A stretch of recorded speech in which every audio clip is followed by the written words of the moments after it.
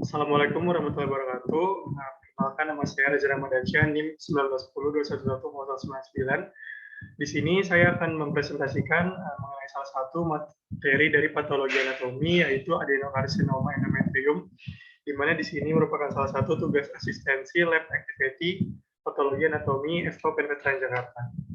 Baik, di sini mungkin terkait pembahasannya itu dimulai dari yang pertama itu definisi dari adenokarsinoma endometrium. Nah, jadi biasanya penyakit ini disebut sebagai adenokarsinoma endometrium dikarenakan hal ini merupakan berasal dari makna adeno, yaitu kelenjar dan kanker yang mengabarkan suatu karsinoma itu. Jadi di sini adenokarsinoma itu merupakan kanker yang berkembang di dalam sel epitel, di mana di sini salah satunya itu berasal dari jaringan kelenjar. Maka dari itu, kanker endometrium ini merupakan tumor ganas dari epitel premium di endometrium. Dan biasanya umumnya itu terjadi dikarenakan adanya diferensiasi dari glandular dan dapat berpotensi untuk mengenai myometrium dan bahkan bisa bermetastasis lebih jauh. Di sini mungkin bisa dilihat dalam gambarnya bahwa kanker yang terjadi ini terjadi pada endometrium tadi dari sel-sel epitel, khususnya sel-sel yang menghasilkan kelenjar sehingga dinamakan adenokarsinoma. Nah, selanjutnya biasanya pasien yang mengalami kanker endometrium itu gejalanya itu tidak terdeteksi itu pada stadium dini karena biasanya itu masih belum menimbulkan suatu kelainan. Nah, tetapi biasanya kalau misalkan sudah menimbulkan gejala, tanda khas yang paling terlihat adalah yang pertama itu terjadinya perdarahan di luar masa haid. Selanjutnya juga dapat ditemukan adanya keluarnya cairan dari vagina yang tidak normal, dapat berbentuk encer, lalu ada sedikit darah, berwarna kecoklatan, dan mengeluarkan bau yang tidak sedap. Dapat ditemukan juga gejala nyeri panggul, lalu masa panggul yang membesar, penurunan berat badan, dan nyeri ketika melakukan hubungan seksual, serta juga biasanya mengalami perdarahan setelah hubungan seksual. Selanjutnya, faktor risiko yang dapat menyebabkan terjadinya endometrium karsinoma, yaitu yang pertama itu peningkatan paparan estrogen, di mana di sini apabila ovarium menghasilkan estrogen dan progesteron yang tidak seimbang, itu dapat menyebabkan terjadinya kanker endometrium. Yang kedua, usia yang lebih tua.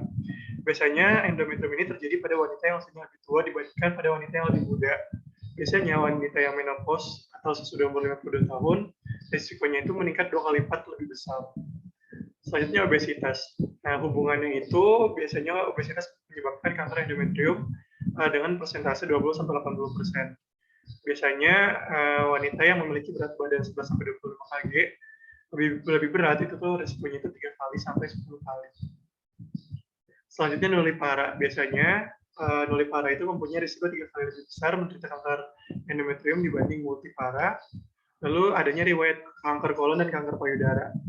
Dikarenakan biasanya kanker kolon dan kanker payudara itu dapat bermetastasis ke kanker endometrium.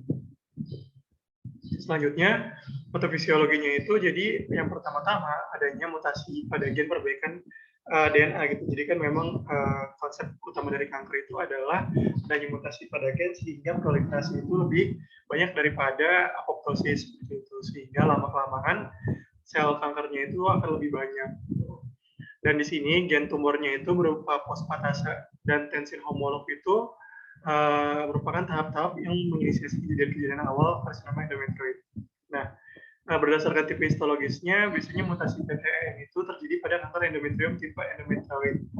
Nah, biasanya letak kromosomnya itu 10q23 yang mengkodekan tyrosin kinase.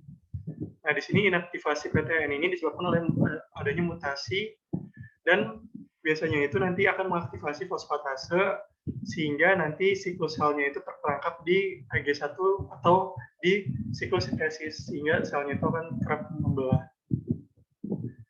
Nah, di sini ada gambaran makroskopik dari lesinya atau dari penyakitnya. Biasanya gambaran makroskopik dari adenokarsinoma endometrium itu kita dapat menemukan massa polipoid yang menjalar seperti fungi atau seperti jamur gitu di dalam rongga endometrium.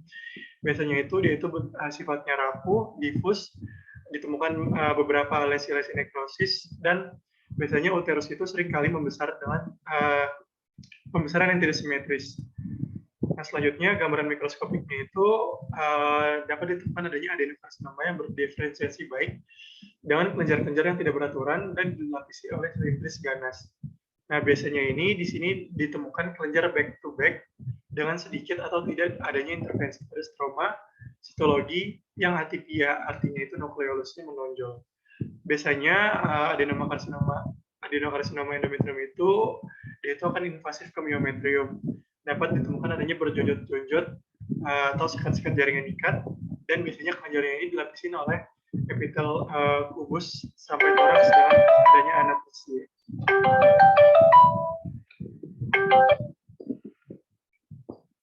Baik, terima kasih presentasi dari saya. Sekian, kurang lebih mohon maaf. Assalamualaikum warahmatullahi wabarakatuh.